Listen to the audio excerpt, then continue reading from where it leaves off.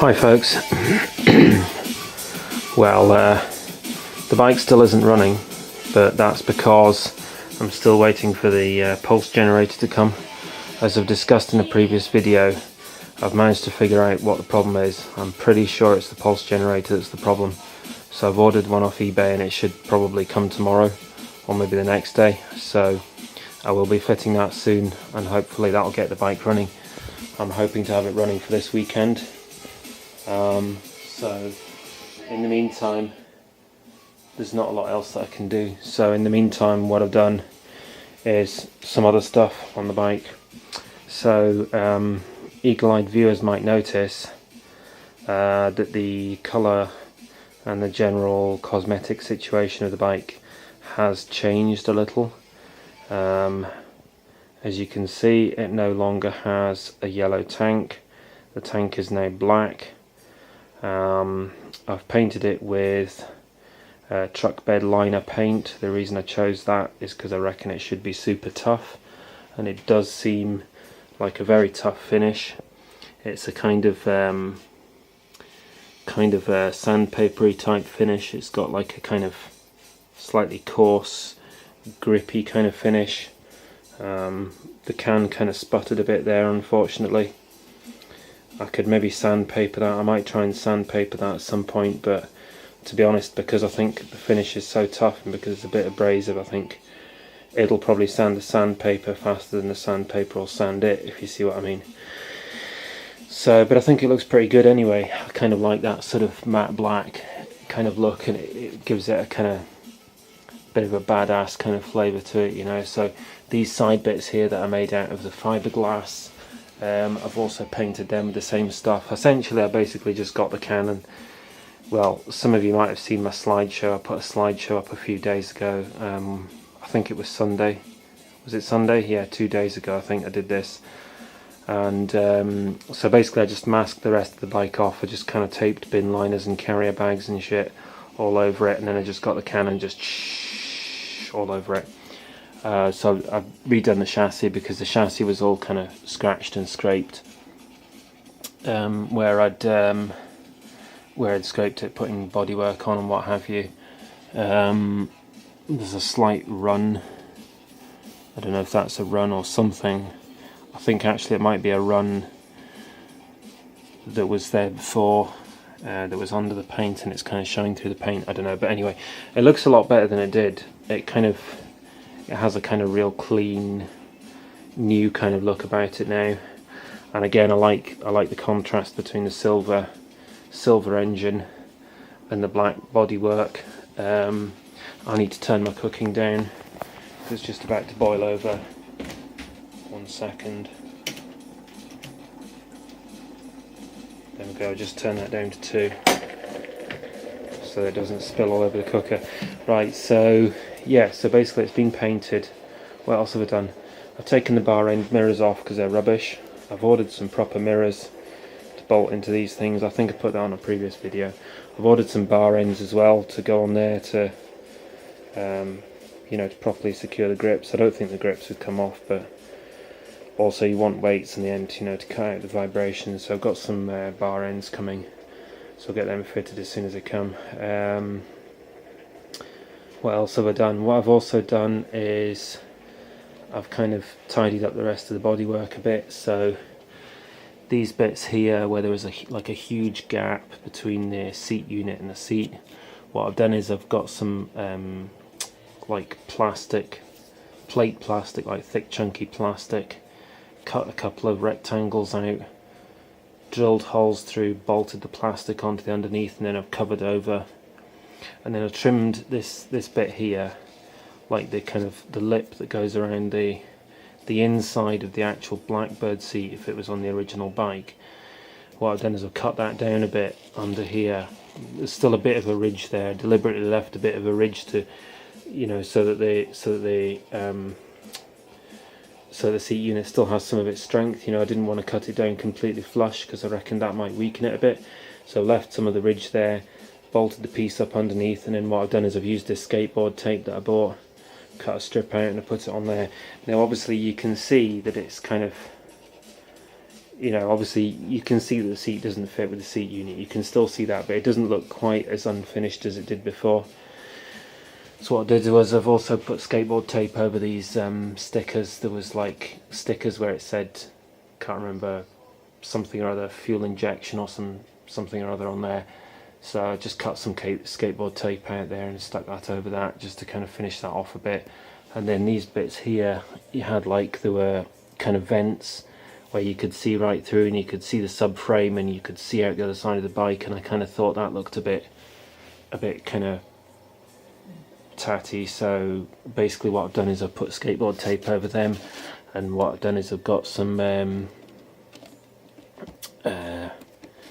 what do you call it, gasket rubber, and put the gasket rubber in behind and stuck the gasket rubber down to the skateboard tape just to make it a bit more, you know, just to finish it off a bit on the inside kind of thing. I've also put a bit of skateboard tape there. Basically what I've done is I've kind of used skateboard tape anywhere that got scratched or is likely to get scratched again. So say for example here the swing arm got scratched by the paddock stand. There was like a line along there. I think people have probably seen it in previous videos if you've seen any of my previous videos. So what I've done is I've put skateboard tape. Obviously I could have just repainted it. I thought about just repainting it, but then I thought if I repaint it and I go and put it back on the paddock stand's just going to scratch it again. So why not just put skateboard tape over it, and then that protects it a bit. So I've done the same thing there. There was kind of chips there from when I put the chain on. So, and along the top of the brace there, I kind of got chips there when I was assembling the suspension.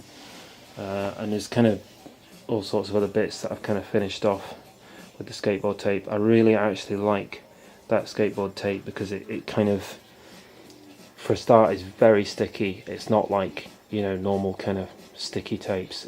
It really sticks. It's obviously I'm assuming it's very durable because obviously it's skateboard tape, so it's designed to have people kind of jumping on and off the skateboard and stuff, you know, so it's going to be tough, you know, it's not going to wear out or anything. And I think it looks pretty cool as well. Actually, to be honest, it looks a little bit like sandpaper, and it feels a bit like sandpaper as well, but I guess somebody could look at the bike and go, you've stuck sandpaper all over it. But if they do, I don't care, because it's a Street Fighter and anything goes with Street Fighters, you know. So what else have I done? Oh yeah, I put stickers all over it. So look, just in case anyone's in any doubt that it's a Street Fighter, I found some of my old Street Fighters magazines and I've stuck Street Fighter stickers on it all over the seat unit and stuff. Look, we've got the little knuckle duster on there. I think that's quite cool. Little kind of shiny metallic knuckle duster. Got this Ace Cafe London thing on there. What else have we got? Got the no speed cameras things on the chassis there. Got that Street Fighter's skull. Street Fighters, says Street Fighters, and it's got a kind of skull with a knuckle duster and the eye socket kind of thing. What else? And then I put these, my neighbour gave me some reflective tape a while ago, and I was just kind of in the mood for kind of sticking things on the bike, so I just cut it into 2 strips, and I just put a strip down each side of the mudguard, one down the side of there. I know that's probably not to everyone's taste, reflectors and stuff, but to be honest I don't think it really detracts from the look of it. I still think it looks pretty hardcore in its own funny kind of way. Also finished off the top of these lights where I cut the lights. I've put skateboard tape on there as well, so let's finish that off. So basically it's just been a whole lot of kind of cosmetic stuff, and really there's virtually nothing to do at this stage except get the damn thing running. So when that pulse generator comes, I'm just going to fit that straight away and take it out the weekend and see if it'll run, and hopefully it'll run.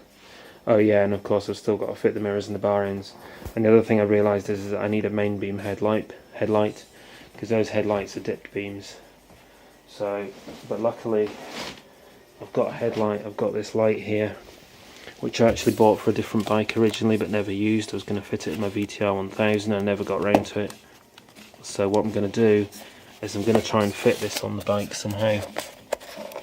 I need to work out how I'm going to fit it.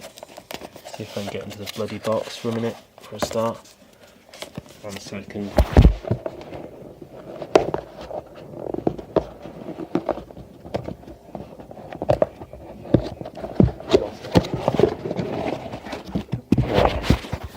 That's the light. So it's an LED. It's a projector beam light. It's the same kind of idea as these. I think it's pretty much the same size as well. It's a wee bit bigger, but anyway. So it's gonna have kind of 3 headlights on it. So it's a projector beam light with an LED in there. It's got a heat sink because it's LED. So what I'm thinking is there isn't really anywhere on the front that I can fit it. Obviously it can't go there because then if you hit a bumper it's going to get hit by the top of the mudguard. There's nowhere else up there I can fit it. So what I'm thinking is, well, there's 1 or 2 different options. I could maybe hang it, make up a bracket and hang it under the handlebars, but to be honest I've already got a lot of clutter on the handlebars, like between the horn and all the switches and the clocks and whatnot. So I'm not sure about that. I think what I might actually do, I was thinking about making up an extra bracket and fitting it on top of the radiator like that. But the only problem with that is it's right close to the indicator, and I think when you take it in for an MOT test, excuse me, I think they're probably going to say it can't be that close to the indicator. So the other thing that I was thinking about was there's like a mounting there which the fairing would mount on. So what I might do is I might make up some kind of bracket and fit it something like that. I don't know whether that will be legal or not. I mean, it's kind of quite low, but I don't know, it might be legal. I'm not really sure, to be honest. I'm just trying to think where I'm going to fit it. If anyone's got any ideas as to whether that's legal or not, let me know, because that would be really helpful. It would look really cool quite down there. I've seen kind of like spotlights and stuff on bikes down at either side of the radiator, but whether it'll pass an MOT like that, I'm not sure. If that won't pass an MOT, probably what I'll have to do is I'll have to mount it on up here or something like that.